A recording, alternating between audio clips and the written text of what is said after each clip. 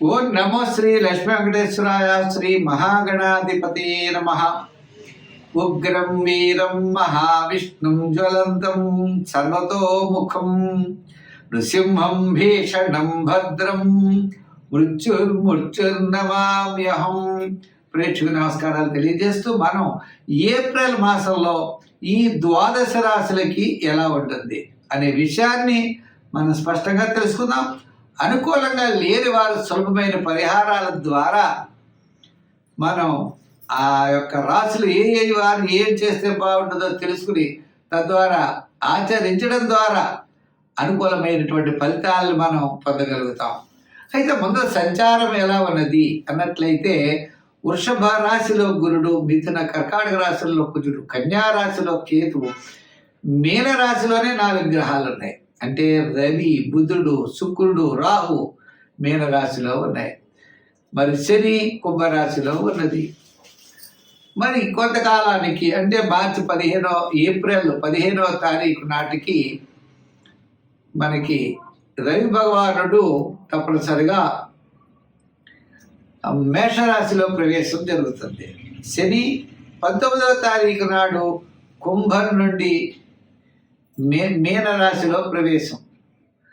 మరి ఆ శని భగవానుడి యొక్క ప్రవేశం ద్వారా మకర రాశి వారికి ఏనాడు శని తగ్గడం, మేషరాశి వారికి శని ప్రారంభం అవ్వడం, వృశ్చిక రాశి వారికి అర్ధాష్టమ శని తొలగడం, ధనుర్రాశి వారికి అర్ధాష్టమ శని ప్రారంభం, కర్కాటక రాశి వారికి అష్టమ శని తొలగడం, సింహరాశి వారికి ప్రారంభం అవుతుంది. కాబట్టి ఈ రాశుల వారు కూడా మనం చెప్పుకునేటప్పుడు ఏమి చేయాలనేటువంటి ఫలితాలు కూడా మనం తెలుసుకుంటూ మరి మనకి ఏప్రిల్ నెలలో మనం చేయవలసినటువంటి పనులు తప్పనిసరిగా మనం చేయాలి. తద్వారా మంచి ఫలితాలు మనం పొందగలుగుతాం. పాజిటివ్ వైబ్రేషన్స్తో ఆలోచించాలి, నెగిటివ్గా మనం ఆలోచించకూడదు. అంటే కార్యసిద్ధి కలగాలంటే ఉద్యమేన హి సిద్ధ్యంతి కార్యాణి నమనోరథై. మనిషి యొక్క ప్రయత్నం చేతనే కార్యాలు సిద్ధిస్తాయి తప్ప కోరికల చేత కార్యములు మాత్రం సిద్ధించవు. అచేత ప్రతి ఒక్కరూ మంచి పని చేయండి, మంచిగా ఆలోచించండి, తప్పనిసరిగా విజయం సాధించగలుగుతాం. ముందు రాశుల గురించి తెలుసుకుందాం. కన్యారాశి. ఈ కన్యారాశి వారికి సప్తమంలోనే గ్రహాలు ఎక్కువ ఉంటాయి. రాశిలో కేతువు, సప్తమంలోనే రవి, బుధుడు, శుక్రుడు, రాహు, అష్టమంలో రవి ప్రవేశం 15వ తారీఖు తర్వాత. మరి ఇప్పటి వరకు షష్టంలో ఉన్నటువంటి శని సప్తమ స్థానం సంచారం. ఈ విధంగా ఉండడం ద్వారా కొంత వ్యతిరేకమైనటువంటి ఫలితాలు కూడా రావడానికి అవకాశాలు ఉన్నాయి. అందుచేత చాలా నియమం పాటిస్తూ శ్రద్ధ అనేది చాలా అవసరం ఏప్రిల్ నెలలో. అయితే కుటుంబ ఆర్థిక సంతానపరమైన వ్యవహారాలు అనుకూలంగా ఉండొచ్చు. ప్రభుత్వపరమైన వ్యవహారాలు పెద్దగా అనుకూలంగా ఉండవు. కోర్టు వ్యవహారాలు అనుకూలంగా ఉండవు. అలాగే వృత్తులు చేసేవారికి కూడా ఆయా వృత్తుల్లో మిశ్రమైనటువంటి ఫలితాలు కనపడుతున్నాయి తప్ప అనుకూలమైన ఫలితాలు కనపడట్లేదు. ఆర్థికపరమైన సమస్యలని వచ్చిన చిన్నవి అవి మాత్రం మీరు తప్పనిసరిగా అధిగమించేటువంటి అవకాశాలు ఉన్నాయి. అయితే కొన్ని విషయాలు జాగ్రత్తలు తప్పనిసరిగా మనం తీసుకోవాలి.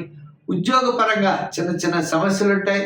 ఆ సమస్యలు మీరు వారాంతం కాస్త మాసాంతం అధిగమించడానికి అవకాశాలు కనబడుతున్నాయి. ఇంకా దూరం నుండి శుభవార్తలు రావచ్చు. కొంతమంది శత్రు బాధలు కూడా పెరుగుతాయి. స్థిరాస్తి డెవలప్మెంట్స్ తప్పనిసరిగా మీకు ఏప్రిల్ 20 నుంచి 30 లోపల జరిగే అవకాశాలు ఉన్నాయి. అలాగే వ్యాపార పరంగా కూడా జనరల్, కిరాణా, మెడికల్, ఫ్యాన్సీ, గృహోపకరణాలు, చిన్న వృత్తులు, సంచార వృత్తులు చేసే వారికి ఈ మాసం ఆర్థిక పరమైన ఇబ్బందులు అయితే ఉండవు.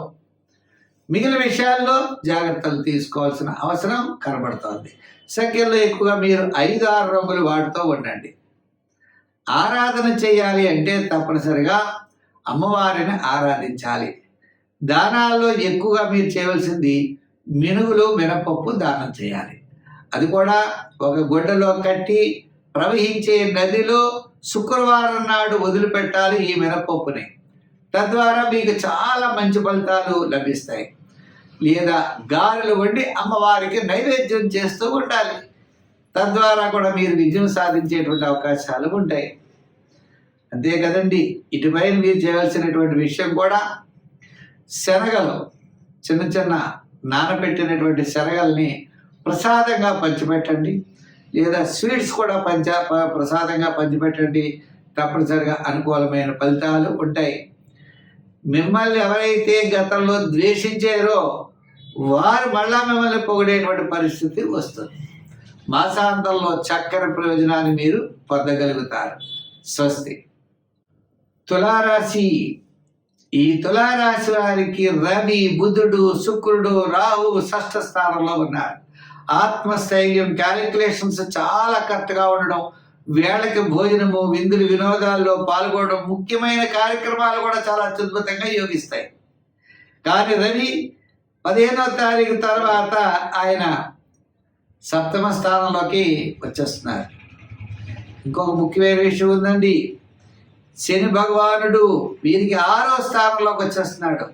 తద్వారా భవిష్యత్ అంతా కూడా అత్యద్భుతమైనటువంటి మంచి ఫలితాలు పొందేటువంటి అవకాశాలు ఉన్నాయి. ఎంతటి కార్యాన్నైనా మీరు పూర్తి చేయగలుగుతారు. రాహు షష్ఠ స్థానం, శని షష్ఠ స్థానం చాలా యోగంగా ఉంటాడు. ఆర్థికపరమైన వ్యవహారాల్లోనే జాగ్రత్తలు తీసుకోవాల్సిన అవసరం ఉంటుంది. పనిలో ఒత్తిడి లేకుండా జాగ్రత్తలు తీసుకోవాలి. పెద్దలతో సంప్రదించిన తర్వాతే నిర్ణయాలు మీరు ప్రకటించాలి. అంతేగాని ఇష్టం వచ్చినట్టు నిర్ణయాలు ప్రకటించకూడదు. మీ యొక్క సంభాషణలో స్పష్టత అనేది చాలా అవసరం. అంతే కదండి. బలమైనటువంటి సంకల్పం కూడా మీకు చాలా అవసరం అవుతుంది. కొన్ని ఫలితాలు వ్యతిరేకంగా ఉంటాయి ఆర్థిక వ్యవహారాల్లో, అయినా నిరాశపడకండి. మీరు ధైర్యంగా ముందుకు వెళ్ళండి, విజయాన్ని సాధించగలుగుతారు.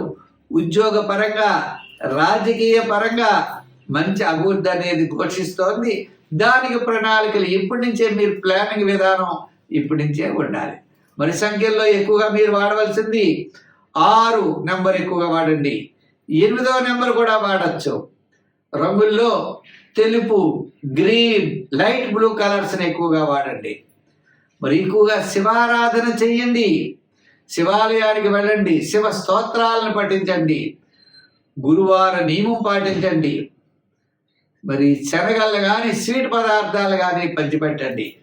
వ్యాపార పరంగా ఎలక్ట్రానిక్స్ వారికి, గృహోపకరణాలు, కమిషన్ సంబంధించిన వ్యాపారాదులకి అత్యద్భుతమైనటువంటి యోగం కనపడుతోంది. విద్యార్థులు దక్షిణామూర్తి స్తోత్రాన్ని పఠించాలి. మహిళలు కూడా శుభరూపమైనటువంటి కార్యక్రమాలు, లలితా శాస్త్రం, లక్ష్మీ శాస్త్రం లాంటివి పారాయణ చేయండి. మంచి ఫలితాలు ఉంటాయి. స్వస్తి.